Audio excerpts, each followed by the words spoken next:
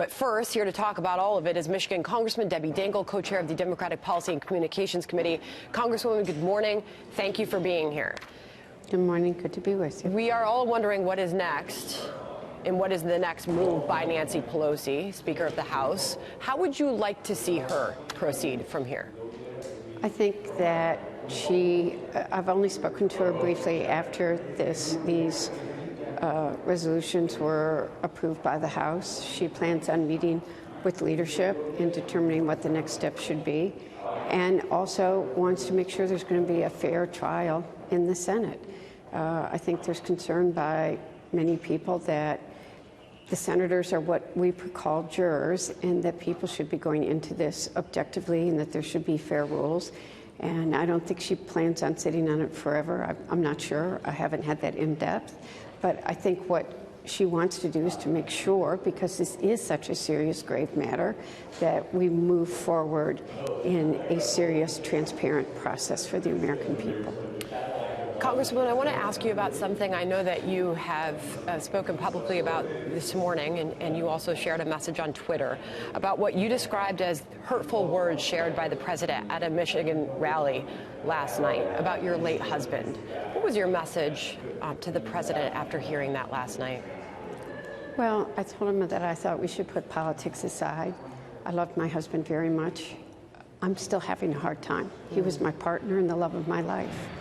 And so I was already having a hard time with this holiday. And the comment that he made was just, it made me sad, but I'm going to keep doing my job. And I'm going to work with Republicans and Democrats, as I always do. Today, we'll have a bipartisan bill on the floor, which I've been telling people for months that we're going to work together to try to get a better deal for the working people of my district. It's not perfect.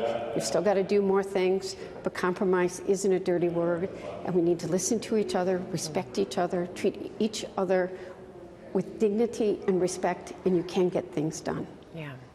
And I know this will be your first Christmas without your husband, so our thoughts are with you, Congresswoman.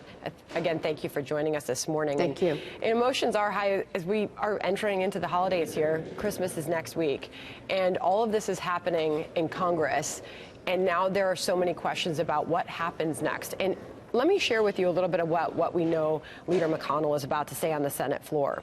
He is expected to address what is objectively, quote, the most rushed, least thorough, and most unfair impeachment inquiry, what he calls in modern history. So the question is, what does a negotiation look like? Is there a possibility that Nancy Pelosi sees a political advantage in holding on to these articles of impeachment? And what is being considered here? What is the strategy, Congresswoman? Well, I don't know what Nancy's thinking, other than the fact she wants to make sure. This issue is a very serious issue for this country, and it's a very sad day. And it was all happening very quickly last night. I know she plans on consulting with the committee chairs, the leadership.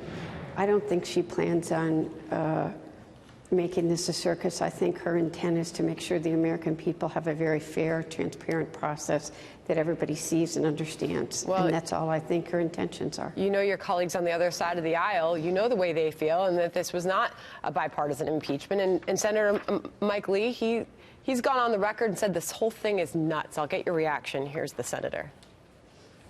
I think this idea of passing articles of impeachment and then saying, oh, but we're going to wait until you set things up exactly the way we want you to, it's odd. Some would call it curious. Others would call it counterintuitive.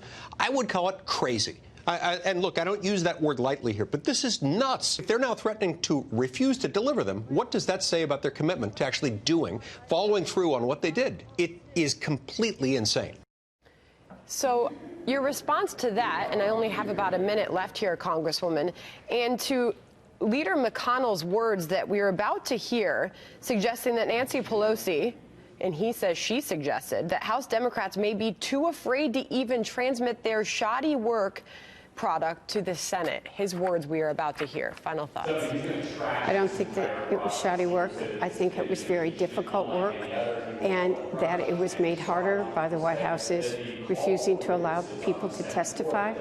I disagree respectfully with the senator. I think people held as thorough an investigation as they could, and that the Senate needs to do their job, which they're not doing on 400 other bills, and to get the facts, and those facts include having White House witnesses. Well, we will see what the next move is. And Congresswoman, we appreciate your time this morning. Thank you for coming on with us.